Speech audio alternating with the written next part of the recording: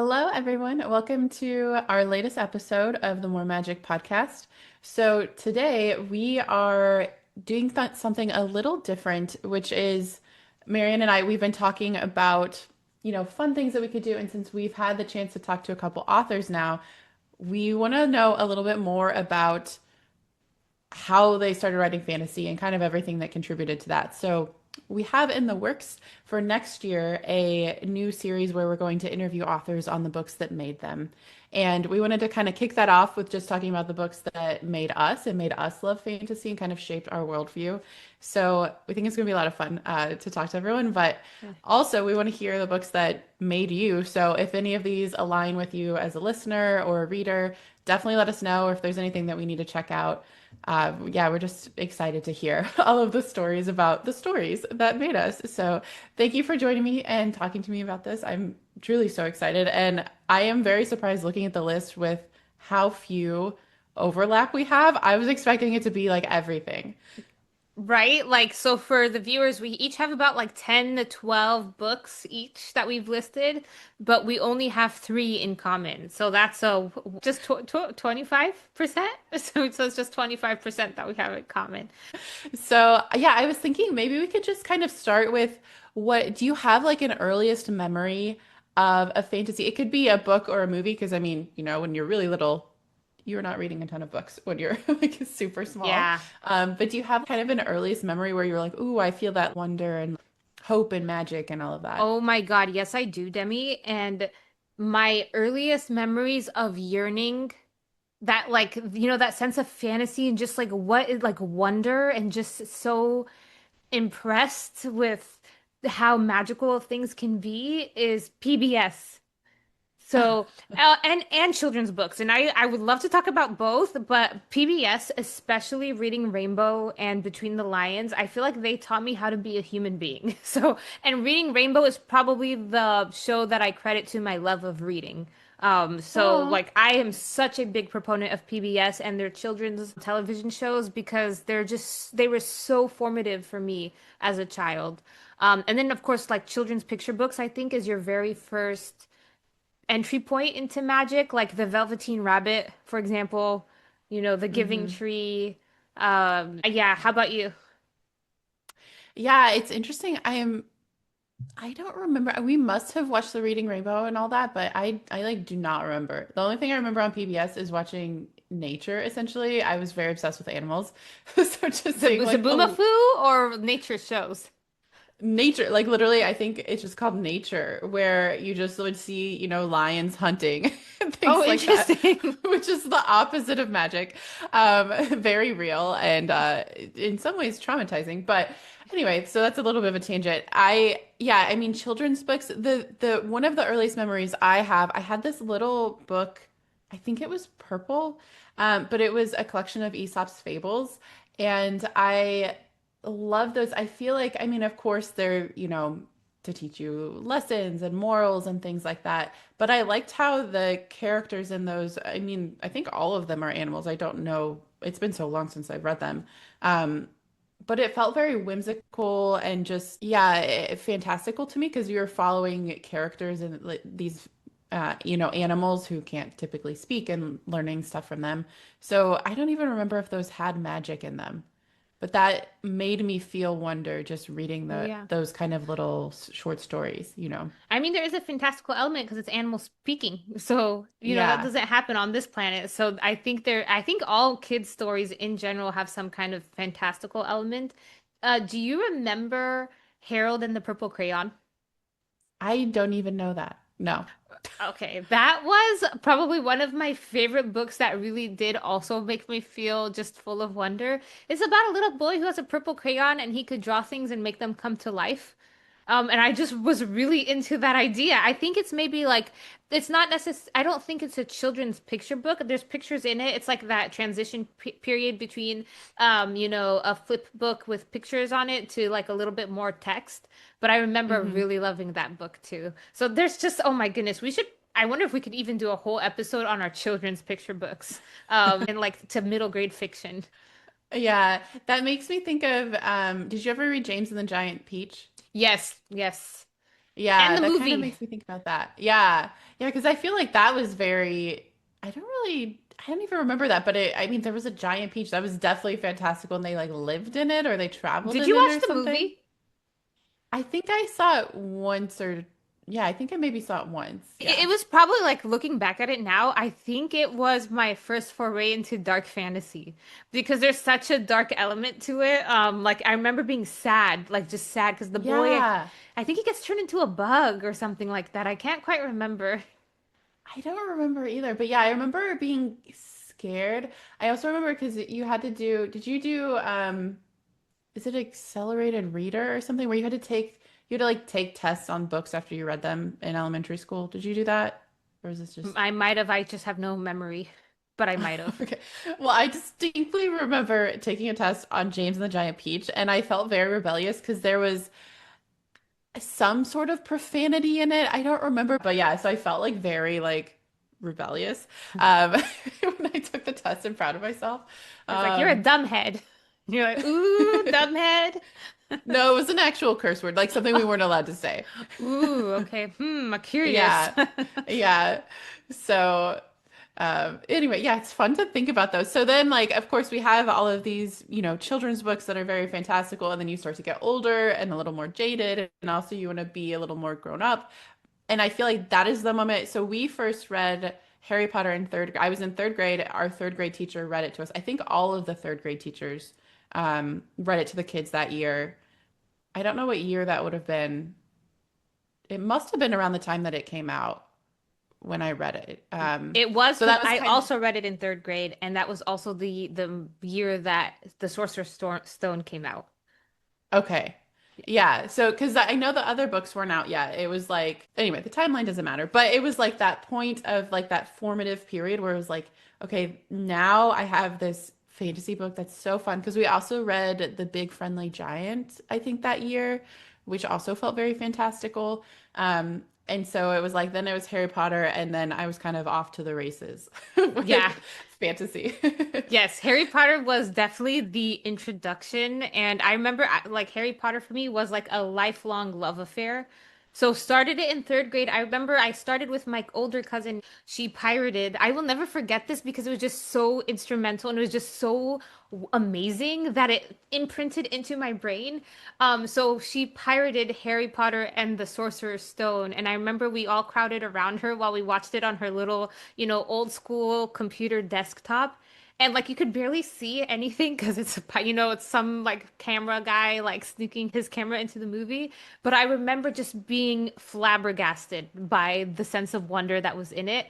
And then I really credit her for my love of Harry Potter, but she got me books 1 through 4 by then for my eighth birthday, read them completely, and then after that I remember it was just a sense of agony between books. So like I got by the time I came into Harry Potter, 4 books were done, and then it was agony to book 5, agony to book 6, and then agony to book 7, and by then I was in high school. And yep, what a ride. So did you see the movie first before you read them? So I saw Sorcerer's Stone first. Well, I should say half of it. I remember also feeling really upset because our parents made us leave. So it was like time to go home.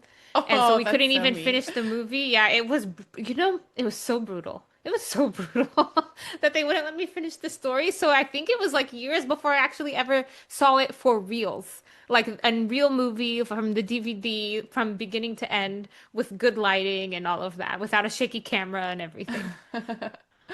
That's so interesting. I think am I older than you? I feel like I must be a little older than you because I before the movies came out, we read the books, and I remember one of my most vivid childhood memories because my birthday is 2 days before Christmas.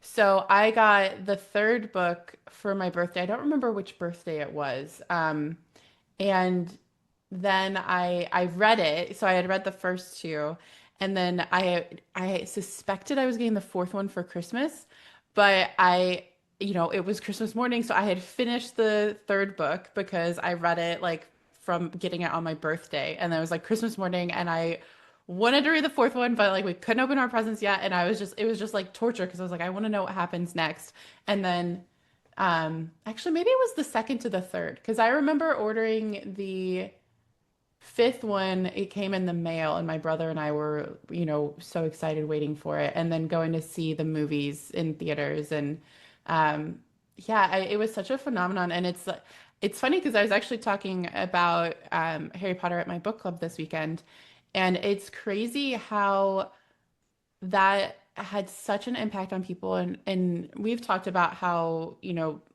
I think you said there's studies where kids who read Harry Potter have more empathy and are They're just more socially conscious. yeah, and Yeah.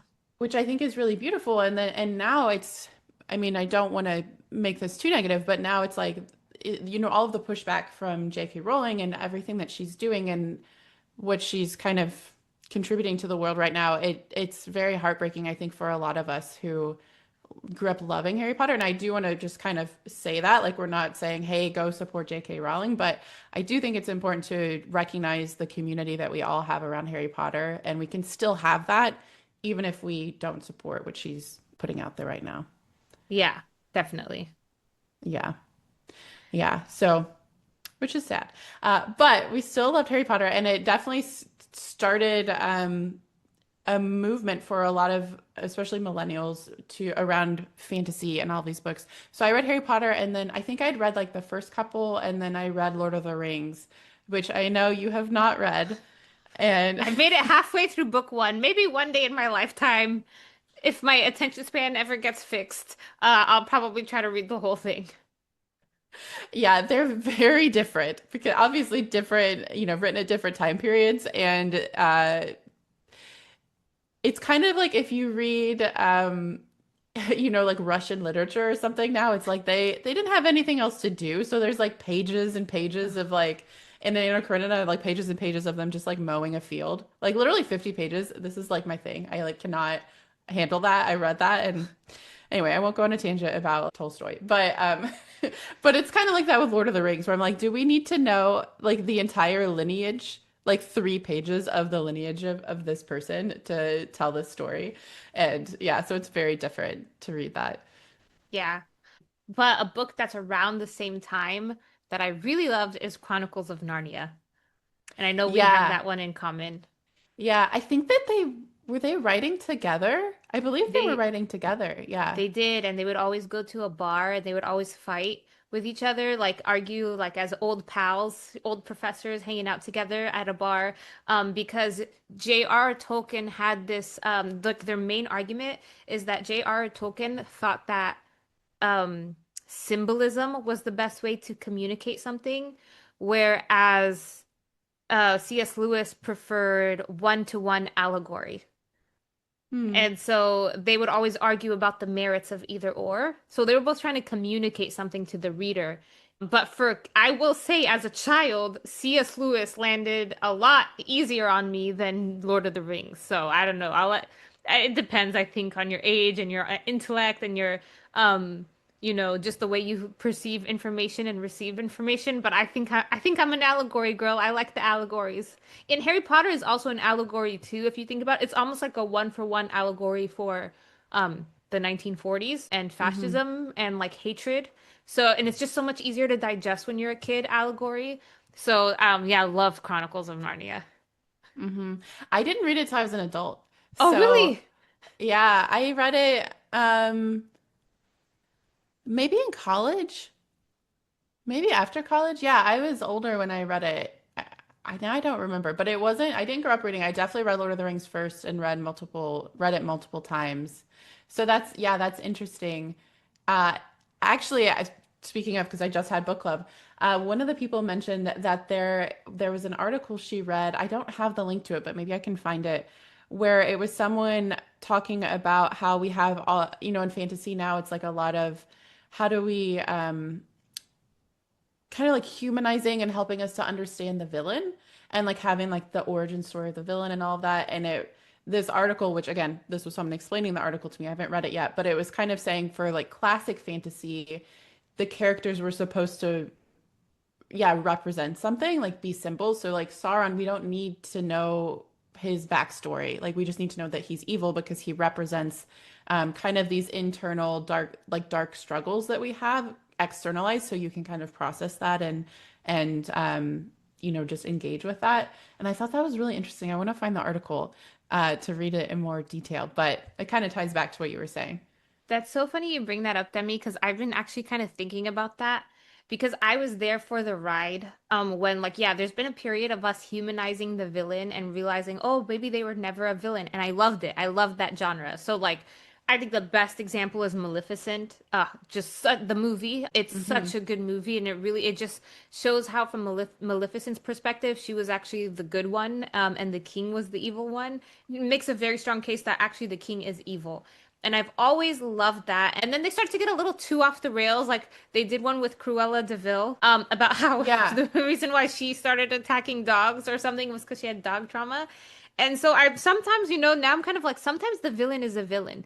And I think we're moving to this new, not to bring back Harry Potter, but something I did appreciate is that she did show Voldemort's perspective, and how he was traumatized and he comes from a generational trauma, and how hatred is a form of generational trauma that implodes your entire family for generations to come, but it doesn't excuse his evil. And I think that's a much more true to life story, is that everyone who does something evil thinks they're good. Sometimes, like the people who are considered evil are not evil, and sometimes the people who are considered evil are evil. And like those stories abound everywhere, in our Hmm. history and even in our current times. Hmm. Yeah, I think that's a good point. Even looking at the rest of the books on our list, so I think we both have Aragon and the rest of that series, The Inheritance Cycle by Christopher Paolini. So that one also, I mean, heavily influenced by Lord of the Rings, of course. And But Star Wars. oh, that's Yeah. interesting. I just Yeah. remember people being like, that was the biggest criticism of Aragon at the time, is that it's just Star Wars but set in fantasy or something like that. And me barely understanding Star Wars, I was like, I don't get it. I like Aragon better, so I don't care. I remember thinking that, but I remember that it was like very much like they say like a Star Wars copy. That's so interesting. I had never heard that until now. Yeah. That's interesting because there's almost like the direct lines between like the orcs and the is it Urukai or Urgals? I can't remember now. Um, and then there's like the elves, there's a lot of similarities to Lord of the Rings, which yeah, I'm not a Star Wars expert, so Yeah. could not speak to that.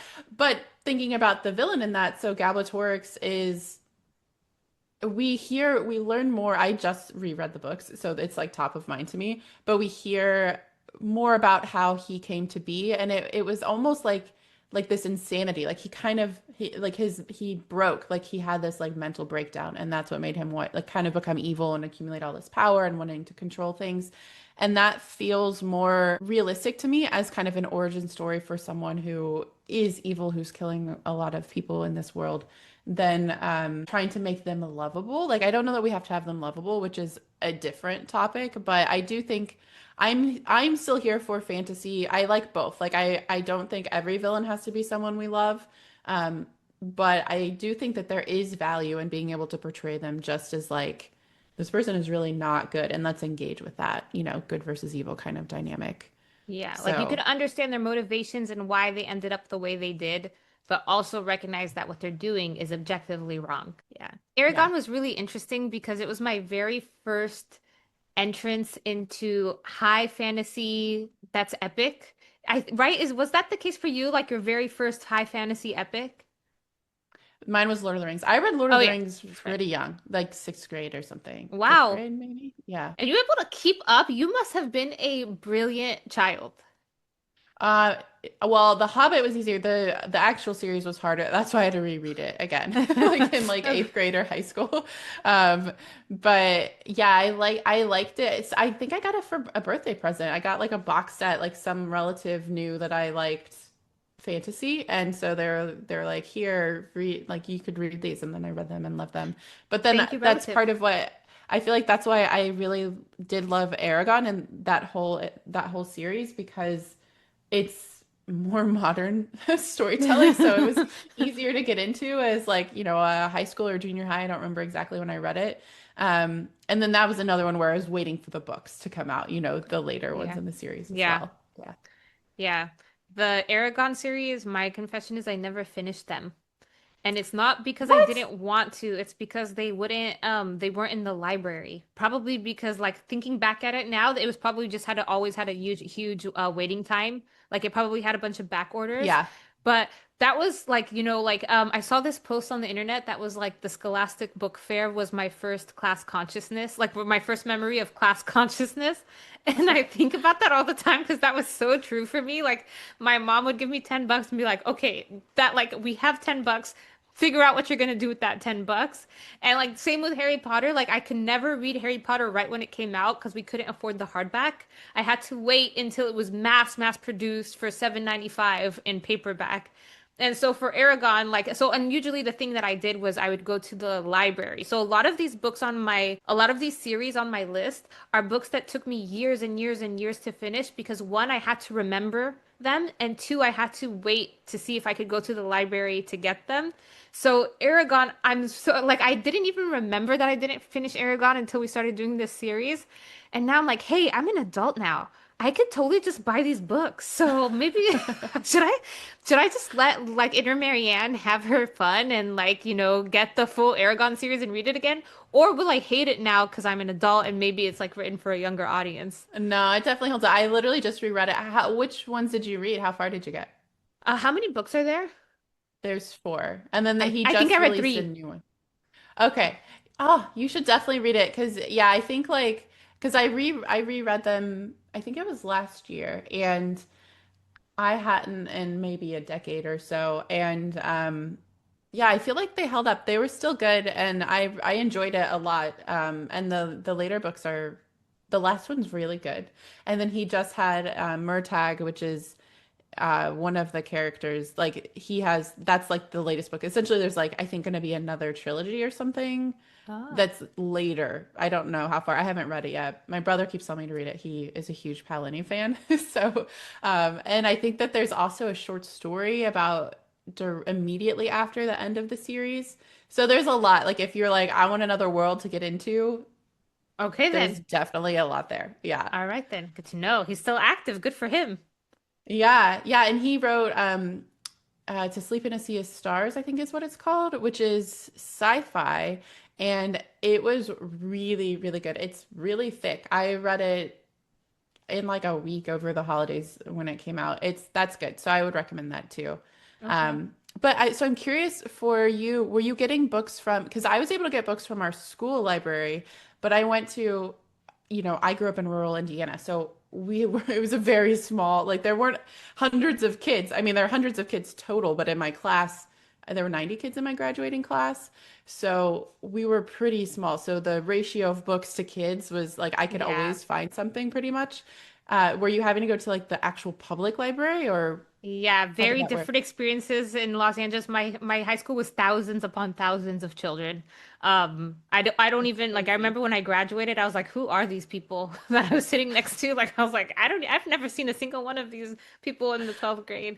And then same too, like our like my little town that I lived in was 2 million people. It's a little suburb of Los Angeles. It's 2 million people in like 20 square miles. So both the school library and my public library were pretty overburdened. And I also had to convince my mom to take me to the library when she had work Yeah. plus 3 kids to take care of. So it was like there was a lot of hurdles that I had to jump through to get my fix. Yeah, that's so interesting. And that's where ebooks I feel are probably making a huge impact on young readers because if you have a Kindle or any sort of device, which most kids do because you have to for school, I think. I'm not in school, but that's my understanding. So then you wouldn't have to, go, you could just be in line on hold for Yeah, an the world is ebook. just so much more Yeah. accessible now. And that there's some drawbacks to that, but there's also a lot of positives. And I think you're right. That's a total positive is I don't know if my experience would make sense would be like would resonate now with a younger kid who has like they could get an ebook from their library and just get the books from like EPUB or wherever. hmm Yeah, that's so interesting. It's funny how much because yeah, for me, I read Lord of the Rings literally because someone gave it to me for Christmas, and so I just or maybe it was my birthday. I don't remember the event. Again, they're 2 days apart, so it's the same time of year for me. But you just kind of read what you can get access to, and it's crazy how much that can shape. your whole perspective. Because one thing that am surprised wasn't on your list is the His Dark Materials trilogy, which is like the Golden Compass, the Subtle Knife, something, I forgot the last one. Because those books are also high fantasy, very kind of like Chronicles of Narnia, in that it's like touching on religious themes, but through this fantastical world and storytelling. And they're really good. So I'm so surprised that you didn't read those. Yeah, I remember seeing it everywhere. I just didn't have the chance to get it. Does it hold up, Debbie? Maybe I should read it because I know everyone's obsessed with that series. Yeah, I haven't read it since like high school whenever I read it, but I know a lot of people who I've spoken to as an adult still really love those books. So it could be worth it. It's kind of, yeah, it's very similar to Chronicles of Narnia in my mind, only more the characters I think are older. So it doesn't feel as childlike, but it still Yeah. has that kind of wonder. And it is a little more like there are some specific moments that really just like hit you that are like very intense. So I would say that's probably more YA. I don't know exactly what it's classified as, but it probably would still hold up as an adult. Now I kind of want to reread it. But yeah, that series was really good because I don't remember exactly when I read it, but it helped. It must have been like in high school when when you're starting to like form opinions and stuff because it felt very philosophical to me, and I Mm. really liked that and like kind of leaned into that and just yeah, the book was it was fun. I was having a lot of conversations with people about it. So that was a cool series. That kind of, this is not fantasy at all, but that reminds me of the Hunger Games. Where it came out when I was in high school, and I remember we would talk about the philosophy of it and feeling like we're so smart because we get it. We totally get Yeah. it. Like the capital is Hollywood, you know? So that's, yeah, that's a good memory. Like to talk with your high school friends about, the philosophies and ideas that books bring to the surface. Yeah. Yeah, I think it's so fun because Twilight came we a lot of people were reading Twilight in high school because I don't know exactly when those came out, but I think they were all out when I was in high school and then the movies came out my junior year or something like that. Was that one that you read? I don't remember if you had that I on your read all list. of the books, and I would be like me and my cousin, same cousin who had me get into Harry Potter. So shout out to Nancy, who turned me into a nerd. She's like my older cousin who could drive, so she was like Oh super yeah. cool. She would take me to the premieres, and we would be those girls, like those fangirls who would wait for hours in that huge line to go see the movie first thing midnight, the day that it premiered. Good times. That's so fun. I wish that I don't think that that's still happening for like movies. And that was such a fun thing when you were younger to feel like, oh, I'm gonna go see it like midnight when it comes out, you know. That Yeah. yeah. Can't do Yeah. that anymore. Oh my God. Now that would be torture now for me as someone in my 30s. Like, oh my God, I have to start the movie at 12. Oh God, No, I'll no, wait. just for the teenagers. Just for Yeah. the Yeah. teenagers. Teenagers We'll can, go to yeah. the matinee. Yeah. Exactly. I can wait a week or two. I'm fine. Yeah. So one that I thought was interesting that's on yours is the Epic of Gilgamesh. Yeah, speaking of, that's a good point because speaking of philosophies, I remember reading that in high school as part of like a school project, like, one of the modules was the Epic of Gilgamesh. And the reason why it really stuck with me is because first, it's the first ever story in written human history. And what I was so confounded by at the time was how similar the desires of an ancient person in Iraq was to my own, and Mm, how they were able to get to the bottom of what like people want, which is immortality. So the epic is really about a man who's like super special, and so he's on a quest for immortality, and so he goes into the world of the gods and he talks to these spirits and magical creatures and stuff because he's trying to be immortal. And I just remember thinking like, oh yeah, I never thought about it that way, but everyone wants immortality. But they can't, like, the end of the book is that he finds out he can't be immortal like a god, but he can be immortal in what he achieves, like his story that lives on. And mm, and I'm like, that's, I think a lot of humans, a lot of us today think that on a subconscious level. We accept that we can't be actually immortal, even though you and I, Demi, have mentioned many times you and I are team anti-immortality. But for a lot of people, especially people who have that quest for power, know that they can't be immortal. So they try to be immortal through the things they do. That's why we get statues and like like dictators will make people create statues in their names, or the Taj Mahal or the Great Wall of China or the pyramids or what have you. And so I remember it really shaping the way I thought about power and why people like the super like base root of the reason of why people might want power. That's so interesting. I don't think I've read it. I didn't realize it was about that. That's so fascinating. It makes me think of, I don't know if you saw the movie Troy, which is not fantasy, the movie, but at the end of it, there's a quote of something like, I say that I walked with giants, and it's kind of a similar theme of like everyone's going to the Battle of Troy to be remembered, which I actually had the Odyssey on here because mine was kind of similar, less about the themes of power, but more we read the Odyssey in high school and I think watched a movie about it as well. And it was such a it's like an interesting fun story, so fantastical, like the Cyclops, the whirlpool, I can't remember what it's called.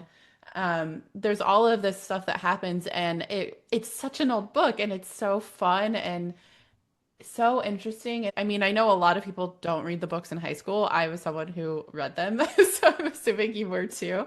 And they do shape you. Like, so if there are any teachers listening, like for those of us who read them, The Odyssey has stayed with me. It's one of my favorite stories.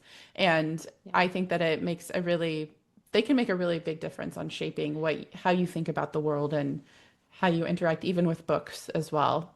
Yeah. Yeah. I remember with the Odyssey just feeling a lot of heartache that he just can't just be with his wife. Like they just want to be together. It's just so Yeah. sad. And yeah, I remember like that feeling of frustration. Like, dang, if only they could get a plane back in the day. You know? Or like a dragon, it's a Yeah. magical world. There has to be something like that, in the Right. time of the Right. Greeks. Like a Yeah. Pegasus. Yes. Yeah. Yeah. Well, so did you read The Lightning Thief and all of those, like the Percy Jackson's books? So I read the Percy Jackson books, but in my adulthood. So I didn't Oh, put this okay. on this list because I wouldn't say it necessarily made me, but it was an enjoyable read. I think I read it like 5 years ago or something like that. Oh, wow. Oh, yeah. So I pretty liked it. I recent. liked Yeah. it a lot. And by the way, the Disney Plus TV show is so good. Oh, I didn't know there was a show. I saw the movie years ago, I think. I didn't realize there was a TV show. The movie's okay. The movie's just it's like one of those like not I think actually even the author hated the movie. Hated the movie. So this TV show, he took the rights back and he's actually one of the main people on this TV show. So he's like not like Oh. I think he hated the way the movie. So and it shows like it really shows. It's a very but the only problem is they're falling into the Stranger Things trap where I think it took 3 years between season one and season two that's about to premiere. That's just unsustainable. Like kids can't do that. They're teenagers now. They went from being kids to like in their teens. Like you can't do that. You have to do a yearly schedule. Come on, people. Yeah, that's so interesting because I remember, I think there was a movie of Aragon, I think. Yes. Yeah, and it was Yeah. kind of a similar thing. Not the timeline, but I don't know how involved Paolini was in it, but I think that it there was never a follow-up, and I don't even remember if I watched it. I think my brother did and was like, it's like nothing compared to the Yeah. books. But So it's so same. disappointing when that happens. Yeah. So disappointing. Brandon Sanderson, sorry not to bring him up in yet another episode, but he has such strong opinions on this, which is that Hollywood doesn't respect authors. They don't Mm, believe in authors' ability to rake in the cash, even though he argues authors obviously have the ability to rake in the cash. That's why you're paying attention to them, is because their books are so successful. And so yeah. he's like a lot of people have approached him to turn Mistborn into a TV show or a movie. And he's interested, but as soon as they try to take away power, he breaks it. Like he breaks the contract, and so he's still like looking for the right partner to produce a show or a movie or even animation style. He's not sure. But yeah, it's a big problem, which is that and it's really disrespectful to the audience to think that we're dumb, Mhm. like we're gonna like it just because it's Aragon has the title, we're gonna love it. No, you gotta respect our intelligence and the fact that we Mhm. we don't need to see something that's like a minute for minute correct scene, but it needs to keep the heart of the book. Yeah. Yeah, like Lord of the Rings, like those are so like I feel like to me, I mean, everyone could have different opinions, but I the movies were really good and pretty close to the book. Oh yeah. So I'm curious. Even the Harry Potter movies, I'd say the third and fifth were my favorite books growing up, and I was so disappointed in the movies because they left out like all of my favorite things, like going to the movies. So, and those movies were still good, but yeah, I mean, that's really cool that he's able to kind of say, no, I like the fans are more important than this just becoming a movie. It needs to be the right movie or the right, form of visual production, Yeah. whatever it is. I know this is about fantasy books, but I feel like fantasy media across the board, also TV shows and movies really led me into just wanting more of that. So, for example, my family, my family movie was Practical Magic. For the longest time, it was like a running joke. Anytime we would watch Practical Magic, my aunt would show up at our house. And we Mm. literally would like start watching the movie, then she'd pull to the driveway. And there's like rumors of like witches in my family and stuff. So that felt very close to my family. And also like Charmed, the TV show, we were very into that. So I feel like stuff like that really helped me, and I'm probably contributed to my love of low fantasy as compared to epic fantasy, like high fantasy, because that was such a part of our daily life. Like there was always something like that that was on TV that we were watching. And I don't know if this was a book, but did you ever see the movie Dragonheart I don't with think so. God, who's the Sean Connery plays the voice of the dragon. You should go watch it. This is an Okay. old movie. But yeah, it's like set in like the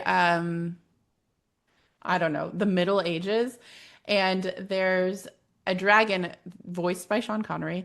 And basically this guy who's trying to kill a dragon. And then anyway, they have to team up. And I think it's a beautiful movie. I don't remember if it's like how graphic it is. I don't think it's super graphic because I think it's a kid's movie if I remember correctly.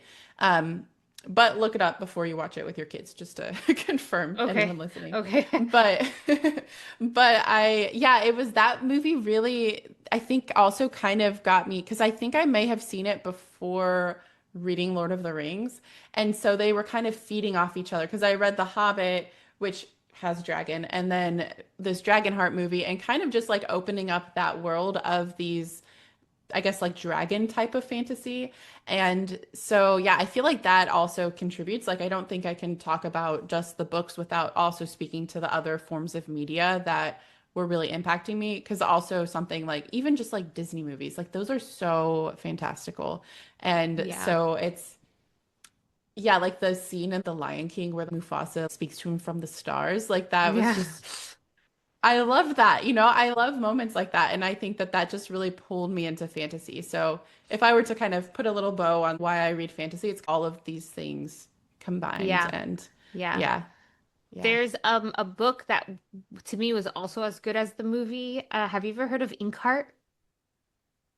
I've heard of it, but I don't think I've read it.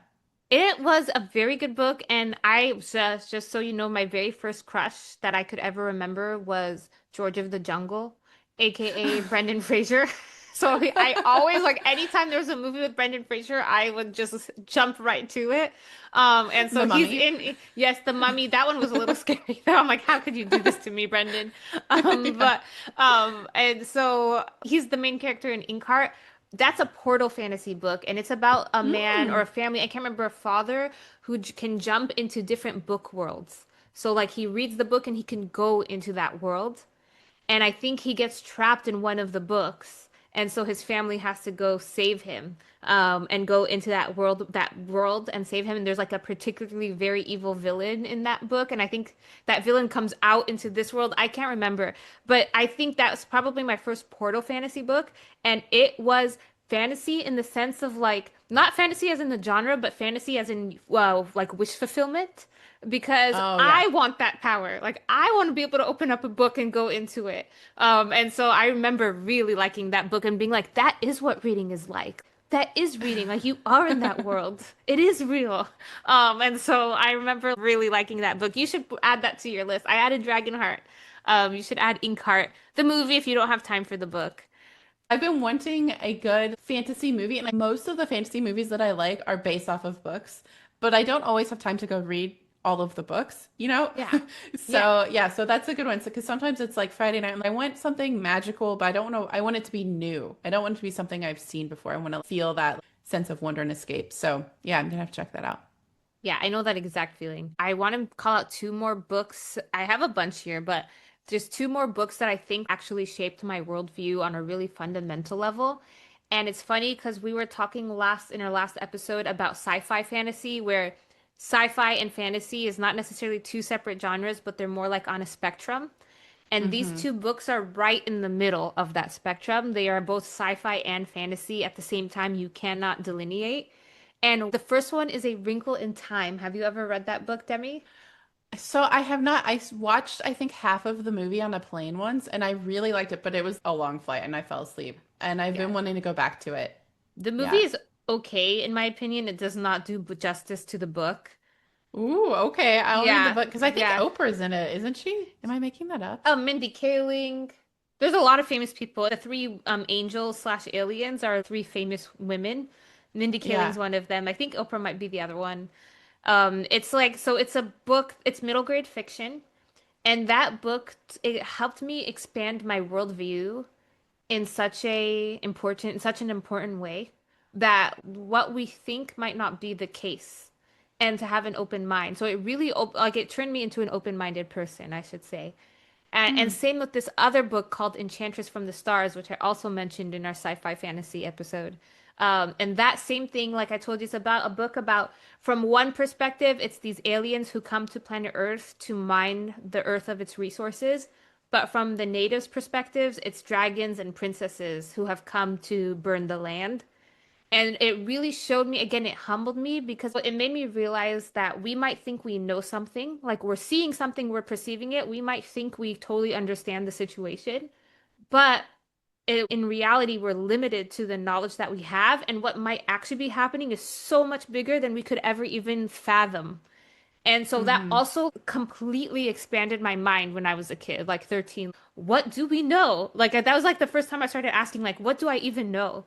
Like I only think I know things, but what I know, I actually know nothing. And so it really, again, forced me to open my mind and helped me to have an open worldview. So those two books together to me were so instrumental in my childhood to make me just be a more open-minded person and more humble person about the universe and the planets and, and magic.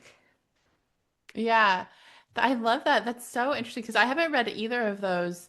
And Enchantress from the Stars, I know when you talked about it last time, it sounds, yeah, like it would have been so fun to read it when I was a kid and just kind of like, being introduced to those ideas, like you were saying. I kind of want to read it now. I'm sure it's still fun. Yeah.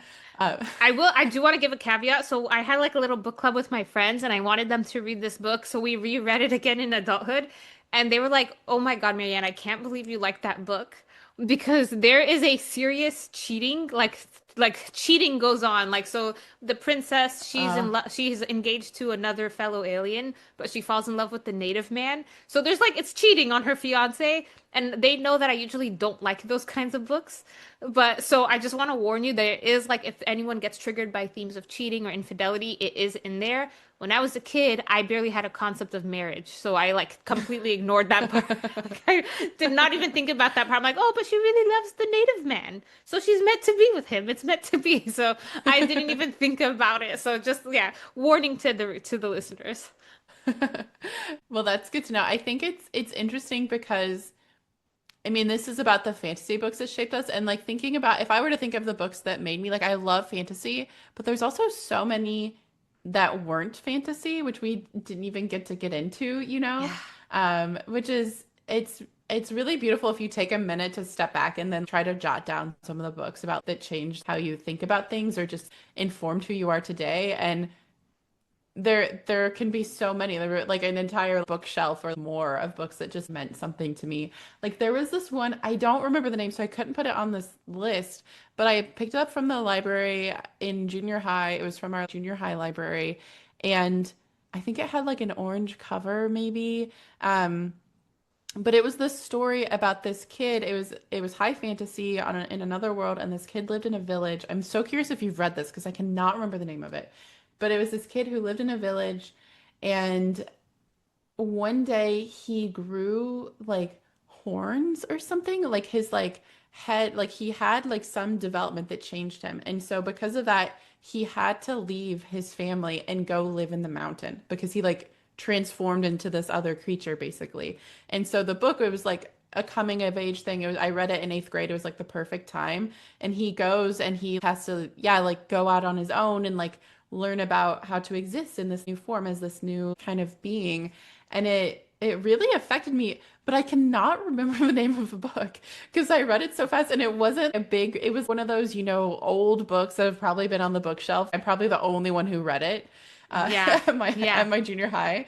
But it really made an impact on me and like, because I was horrified by the thought of having to leave family. And that was kind of the first book where I really learned, okay, people grow up, they have to become their own people and create life for themselves and kind of explore all of that. So, yeah, it's so interesting. And I don't even remember the name of the book. And it wasn't even one of those, like, there's no movie about it that I know of, Yeah. you know? Okay, so fun fact, back to Enchantress from the Stars. For years and years and years, I didn't remember the name of the book, and I thought I had some kind of fever dream. Like I started to wonder, like, did I even read this book or did I make it up in my mind? To the point that I went back to my eighth grade teacher when I was in college. Like I went to her class and I explained to her that I really wanted this book, and we tore apart her entire library to look for that book and she couldn't find it. And I thought that I was like, okay, maybe like I started to gaslight myself, like, am I crazy? Until I went to, and this goes back to our conversation on accessibility, because if the internet didn't exist, my story would have ended there. But I went to Reddit and I went to like name that book subreddit or something, and I Hmm. just put the plot, like what I could remember from the plot, and within 1 minute, someone had the name of the book, and Oh it my was gosh. yeah, yeah. So you should go to Reddit, go to the like name that book subreddit, or it's like tip of my tongue. I can't remember what the subreddit is, and you will find that book. Yeah, maybe I will. That's so, people on Reddit are so good about things like that. It's like, hey, I like am thinking of this thing. What is it? And then they'll just know. Um, I Collective am not memory. good with like trivia like that. Like, Yeah, I me don't neither. know. I'm like, oh yeah, I remember that too, but I have no idea. Good luck with that, pal. Yeah, exactly. It's like I remember the vibes. I don't even half the time I don't even remember the plot or the characters. I just remember how I felt. And it's Yes. like I can't convey that to anyone like, "Oh, I felt this very specific way." And it's like this means nothing to me. Yeah, So exactly.